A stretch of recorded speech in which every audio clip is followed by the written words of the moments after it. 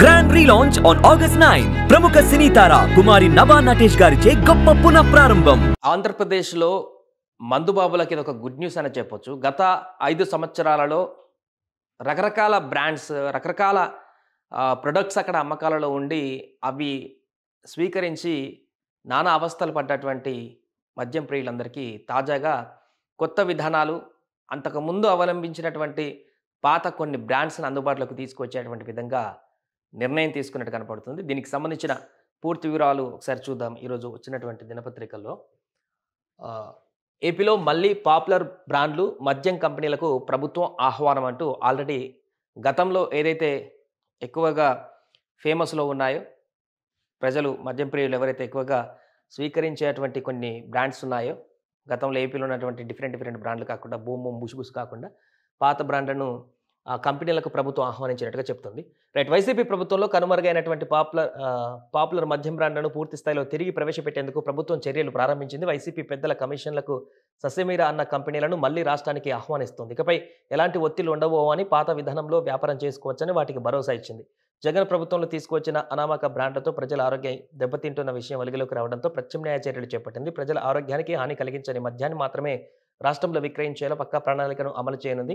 మరోవైపు పేదల తాగే తక్కువ రకం మద్యం ధరలు తగ్గించాలని ఇప్పటికే నిర్ణయించగా, మీడియం, ప్రీమియం బ్రాండ్ల ధరలు తగ్గించాలని యోచిస్తుంది. గత ప్రభుత్వంలో ఎడాపెడా పన్నులు వేసి ప్రీమియం బ్రాండ్ల నుంచి చీప్ లిక్కర్ వరకు అన్ని రకాల మద్యం ధరలు పెంచేశారు. దీంతో పేదల సంపాదనలో ఎక్కువ శాతం తాగుడికి సరిపోయేది. అలాగే ఎన్డీపీఎల్ రూపంలో మీడియం, ప్రీమియం బ్రాండ్లు పొరుగు రాష్ట్రాల నుంచి ఏపీలోకి వస్తున్నాయి. వీటిని అరికట్టేందుకు ధరలు తగ్గించడానికి కసరత్తు మొదలైంది. ప్రభుత్వానికి వచ్చే ఆదాయాన్ని కొంత వదులుకొని అయినా పేదలు తాగేటువంటి మద్యం మరీ భారం కాకుండా చూడాలని నిర్ణయించింది. గత వైసీపీ ప్రభుత్వం ఎవరికీ తెలియని బ్రాండ్లను మార్కెట్లోకి తీసుకువచ్చింది. అయితే ఎన్ని కొత్త బ్రాండ్లు వచ్చినా వినియోగదారులు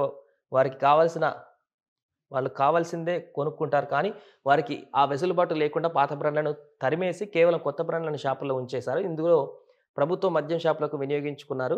వైసీపీ పెద్దలకు నచ్చిన బ్రాండ్లను మాత్రమే ఆ షాపుల్లో ఉంచడమే వినియోగదారులకు మరో దారి లేకుండా పోయింది. ఇప్పుడు ప్రభుత్వం కొత్త మద్యం పాలసీ తీసుకువస్తుంది. ఇందులో షాపులన్నీ ప్రైవేట్వి అయితే లైసెన్స్లవి వినియోగదారులు ఇష్టపడే బ్రాండ్లను అందుబాటులో ఉంచుతారు. అప్పుడు వారు తమకు నచ్చిన బ్రాండ్లనే కొనుగోలు చేస్తారు. దీంతో పాత బ్రాండ్లు క్రమంగా వాటంతట అవే కనుమరుగయ్యే పరిస్థితి ఉంది.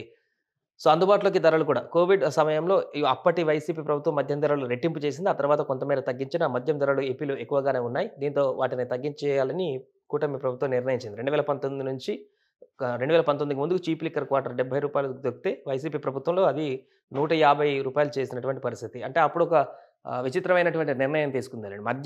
మద్యం తాగకుండా ప్రజల నుంచి దూరం చేయాలనేటువంటి ఉద్దేశంతోనే మేము భారీగా రేట్లు పెంచుతున్నాం అని చెప్పేసి ప్రభుత్వం ఒక స్టేట్మెంట్ తీసుకొచ్చింది వైసీపీ ప్రభుత్వం అప్పుడు.